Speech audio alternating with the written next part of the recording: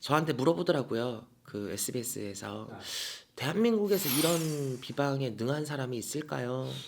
네. 또 누가 어떤 신을 모셔야 어느 정도의 큰 신을 모셔야만 할 수 있는 행위냐? 근데 사실 그렇진 않습니다.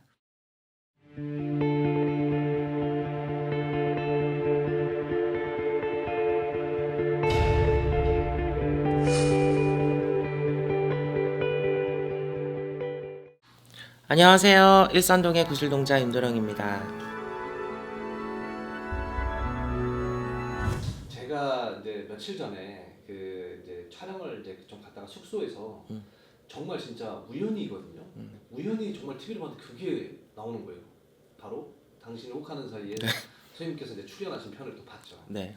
거기에 대한 어떤 선생님께서 어떤 견해를 또 한번 듣고 싶은데요. 그러니까 SBS죠. 네. SBS 당신이 혹하는 사이에서 처음에 이제 그 녹음 인터뷰가 들어왔었어요. 그래서 녹음 인터뷰를 제가 그때도 이제 굿당에 있을 때인데 굿당에 있을 때 이제 그 사건 사고에 대한 이제 윤도령에 대한 소견 해가지고 저한테 그 구슬동자 윤도령이라는 분이 이렇게 견해를 줬다라고 방송에 내보내도 되겠냐 이 녹음을. 그래서 그렇게 하시라고 제가 이제 했죠. 네. 근데 이제 나중에는 이제 현장 이제 그냥 대면 인터뷰를 요청을 하시더라고요. 그래서 이제 녹음 인터뷰가 아니라 대면 인터뷰를 요청을 해주셔서 이제 저희 신당으로 이제 방문을 이제 SBS 차가 오셔서 이제 했는데 두 번째 사건이 이제 무속과 관련이 있어 보여서 이제 제가 이제 인터뷰를 나갔는데 네. 말 그대로 제가 한번 그 얘기를 한 적이 있어요. 이제 6월 사건에 대해서. 네. 근데 실제 저한테 그 손님 중에서 이제 신도였는데 저한테 의뢰를 물어본 적이 있어. 자기 삼촌 이제 이 아버지 묘에다가 말뚝을 박아놨는데 그래서 다 뽑아놓고 치워놓고 다음에 가면 또 그렇게 돼 있고 또 다 치워놓고 또 가면 또 그렇게 돼 있고 선생님 이거 비방 맞죠? 그러더라고. 그래서 그거 비방 맞습니다.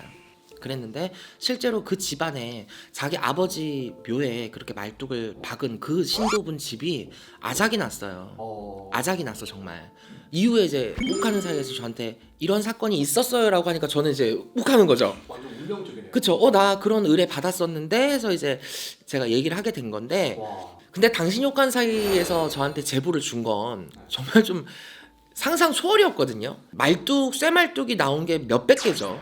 그뭐 170개, 네. 200몇 개인가. 네네. 근데 이게 우리나라에 이 사건이 이번뿐만 아니었더라고요. 말 그대로 우리나라 이제 뭐 명성황후나 이런 네.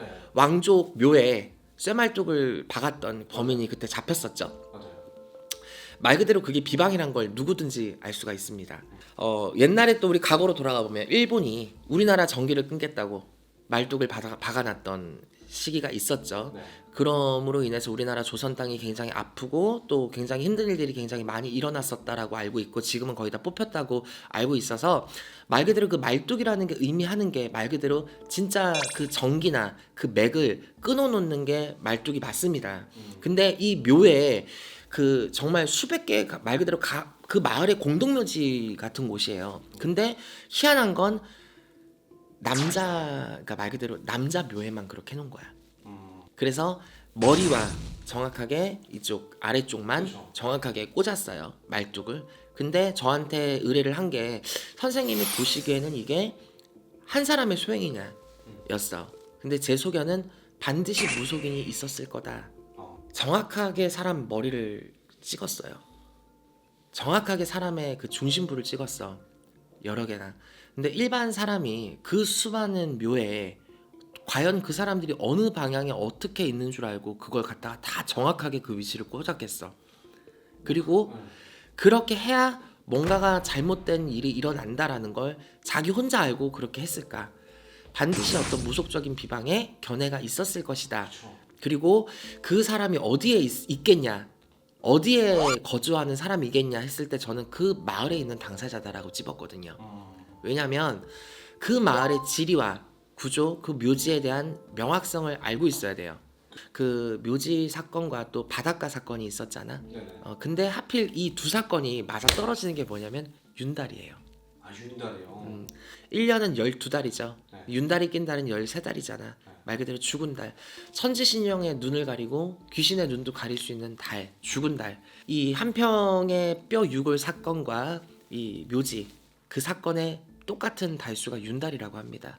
그거를 또 아는 사람이라면 네, 그쵸. 무속인이죠. 아, 저한테 물어보더라고요. 그 SBS에서 아, 대한민국에서 이런 비방에 능한 사람이 있을까요?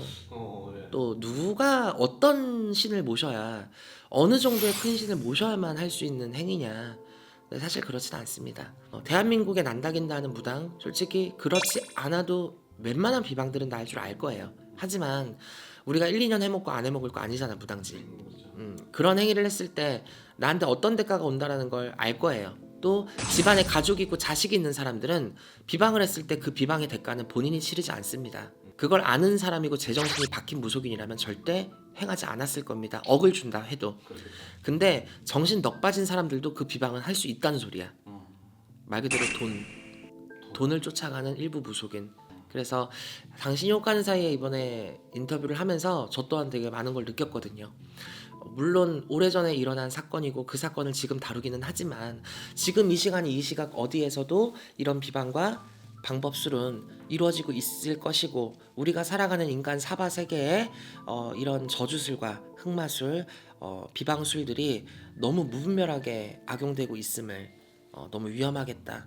그래서 제가 또 하나 느낀 거 원혼 살짓 하지 말자. 구업 짓지 말자. 그래서 정말 요즘 세상이 참 무섭잖아요. 그런데 이런 무속적인 방법까지 동원해서 누군가를 음해하려고 하는 게 참 세상이 많이 변했어요. 앞으로 정말 당신이 혹한 사이뿐만 아니라 우리나라 어떤 무속적인 변질을 막고 또 그런 사건 사고들을 다룸에 있어서 충분히 제가 또 고문이 되고 자문이 될 수 있는 사람이라고 하면 얼마든지 기꺼이 응할 자신이 있습니다. 감사합니다.